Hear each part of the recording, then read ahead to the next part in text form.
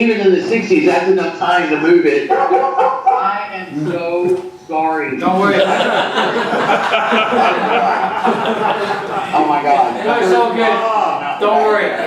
Anyway, they had it for 4 days, and when my grandfather got it back, he said, there's something weird about this film. It's not the same. It's darker, it's jumpy, and it looks like it just doesn't look right. And me, as I got older, being a smart mouth teenager, I was like, well, Papa. I mean, you only saw it, you know, on a wall at a developing place for, you know, he goes, Linda Gayle, if I know my film, I know my film. I know that you're my granddaughter. I know that your grandmother is my wife. I know my film, and that is not the same film. He said it from the beginning. So, Chris and I are trying to decipher or find some smoking gun that says, you know what? We took it to Rochester, New York. I mean, we're trying. And because there is a chance that they did. There's a chance that they did. That they took my grandfather's film, spliced it, did whatever. I want y'all to remember something when in regards to my grandfather's film. Okay, he only had a 4th grade education.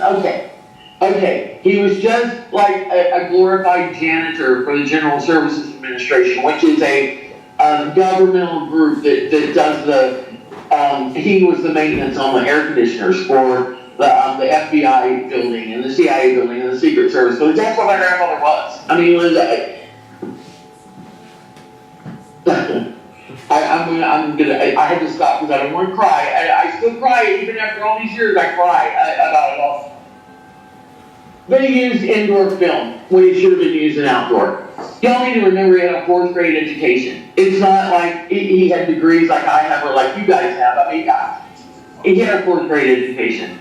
But think about this. Roly Zavada said this to me, and it has stayed with me to this day.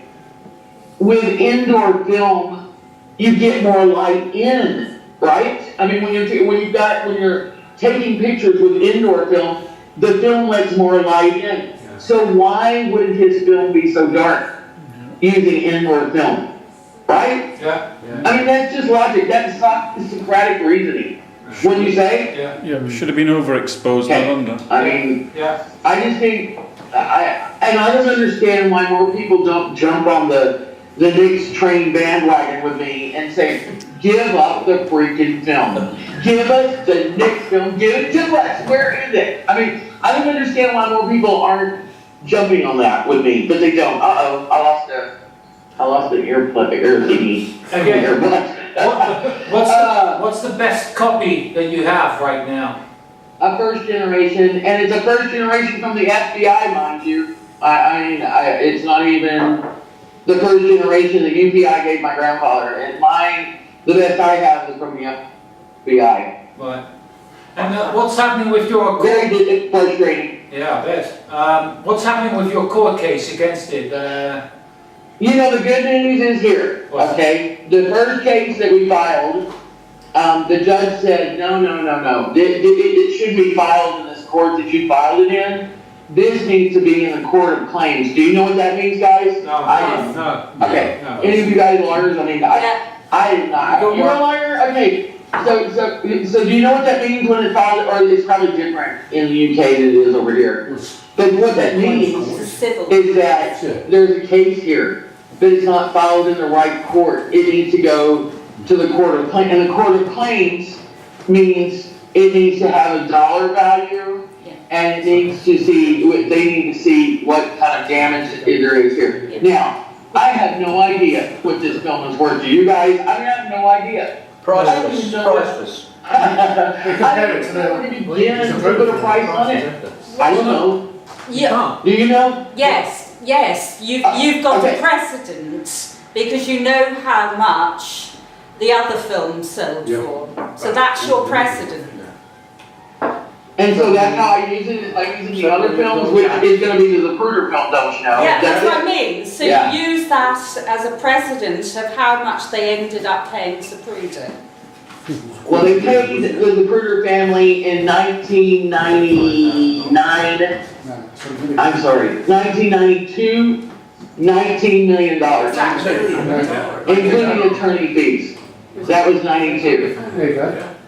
I bet you'd rather have. I'm gonna tell y'all the truth. For me, and okay, my sister and my brother don't agree with me, and obviously my teenage son doesn't agree with me. I would much rather just them give me the film. Seriously, forget the freaking money, give me the freaking film. I mean, that's what I want. And I want to prove, yes, there was someone there, or no, there wasn't. That's me. That's what I want to do. I don't care. I mean, if I cared about how much the film was worth, I would have sold it in 1999 to this really rich guy in Chicago who wanted to buy it from me and offered me $500,000. That was, wow. And I said no. I said, and I did. I said no. No. I'm trying to find the original film. Maybe we'll discuss then after we find the original, but I want to know. I want to know. And this would put an end to one of the many rumors, mysteries, theories about the JFK assassination. Is finding the original Nix film. Okay, wait. Let me see if I got you. I'm trying to use contextual clues, okay? Do you think there's a difference between my copy and the original? Yes. Is that what you're asking? Yes. Okay. I never saw the original part. I mean, when my grandfather and my dad, they're the only ones that saw the original, as did Dynacolor, as did UPI. You know, I mean, I didn't see it. I was just a little kid. So, I will tell you this. The copy that Gary Mack, had first generation copy, he had that he took and made for the Lost Tape, that dumb show on one of the history or Discovery channels. Yeah. Yo, it has a huge splice in it. Right. A splice. Yeah. And I saw that. And that's a first generation copy of my grandfather's film. My grandfather didn't splice it. Who did that? You know? So, there's that. Yeah. Okay. It's one of those Sherlock Holmes, what's the Agatha Christie's got, 12 Rows? It's one of those big mysteries that I wish that I was a better speaker and I could convince someone to help me. I've got Chris Scally, who is the best. But I mean, a real private investigator who would say, okay, we're going to find this, we're going to do it. My attorney, I think he's wonderful. He's in Washington, D.C. I'm spitting everywhere. He's in Washington, D.C. right now, and I probably shouldn't be saying this. I better not. But you know, so I'm going to give you all contextual clues, okay? You know, in America right now, that our president, the president, the current president, I say Mr. Trump. has got this big fight against the FBI. Yeah. You know? Yeah. Sure it does. So my attorney thinks that could benefit us. So that's the only contextual clue I can give you right now, but you can probably put that together, right? Yeah. Yes. Right? Yeah. Yeah. Right. So that's what he's trying to do. I don't go for all that, so I'm glad I don't know any of that. I'm glad that I don't know, but I do know that much, that that's what's going on. And so I'm really hoping that we're going to have an answer to that this year, Bart and Barry and you guys. I'm really hoping that we're going to know something. One of the caveats that I put in the lawsuit is that the government has to allocate. One way or the other, they have to allocate. I want to know. And I want America to know. And I want the UK to know. And I want the world to know what they did. Because if they did it to my grandfather's film, I assure you, they did it to lots more stuff. You know? I assure you. And we all know there's missing evidence everywhere, right? Yeah. Right? Ooh, I get very passionate about this, can y'all tell? We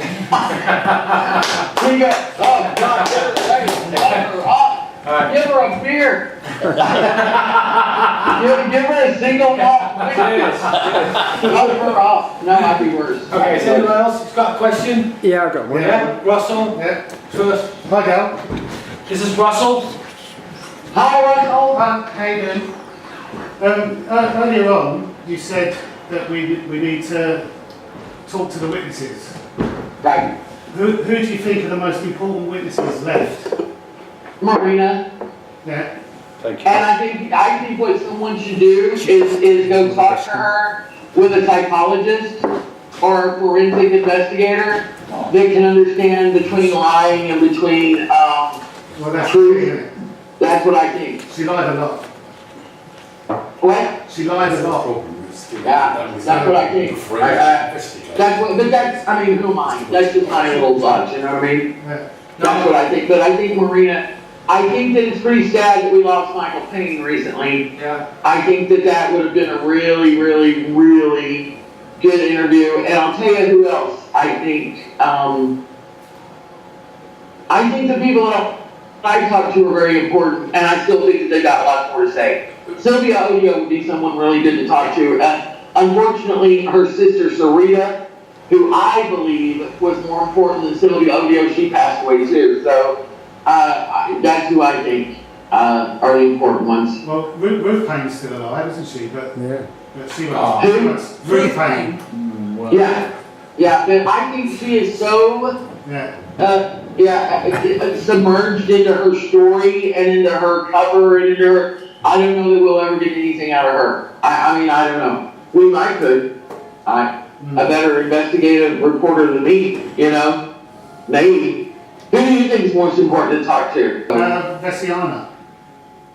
What? How about Vessiana. He would. I know somebody who'd be really, really, really, really good, and I'm too scared to do it. I know two that I'm really too scared to do, and I almost did it. Bernardo de Torres, who is still alive, you guys, he is. He's still alive. Wow. Scary. And John Mason. Do you all know who he is? John Thomas Mason, yes. Yes. Oh, yeah. Gun Oh, my God. Yeah, the gunshot. Oh, my God. I'm too scared to talk to him. I know where he is. I've got his phone number, and I called him one time. I called him one time, and it had been in my youth when I did things that were probably not real legal. You know what I mean? I might have been better at talking to him, but I said, my name is Gayle Jackson. I didn't add the next part. And I said, I'm an English professor because I didn't lie about any of the things. And I said, I really want to talk to you about your memories of the 60s. That's how I said it. I don't have time for this right now. Who did you say you were? And are you sure you were? And I was like, okay. Okay. He's very scary. That man is scary to me. Very, very scary. I know that the ATF guys were scared of me. Frank Ellsworth. Me? Yeah. John Mason? Yeah. Do you know who I'm talking about, Mark? Yeah, Frank Ellsworth, Okay. the ATF guy. Yeah. He would be good to talk to. Yeah. Russell. We should. John Mason. I'm too chicken. John Mason was called a dead ringer for Oswald by Frank Ellsworth. He said, like, if you want to see a copy, because what it was that by the time Ellsworth came into the third floor interrogation room. Why it would be good to talk to John Mason also is Jerry Hemming, Lauren Hall, Furman de Gocochea, the anti-Castro Cubans, General Walker, Jack Martin, who took the film. Oh my God, you guys. Y'all all know about that too, right? Yeah. I'm sure. Barry, I know you know. Jack Martin, who took the film, he was one of General Walker's soldiers. And he came to General Walker's home. What? Yeah. We're listening. Yeah. Oh, I thought you said something. He came to General Walker's home, and right after Walker had supposedly been shot by Lee Harvey Oswald, and filmed it, you guys, filmed it. And then as you're watching the film, it shows him on an airplane, and the next thing you see is Oswald on Canal Street. Come on. I mean, that right there that's it. I mean, look, why are you at Walker's house showing that he was shot at, and then you're taking films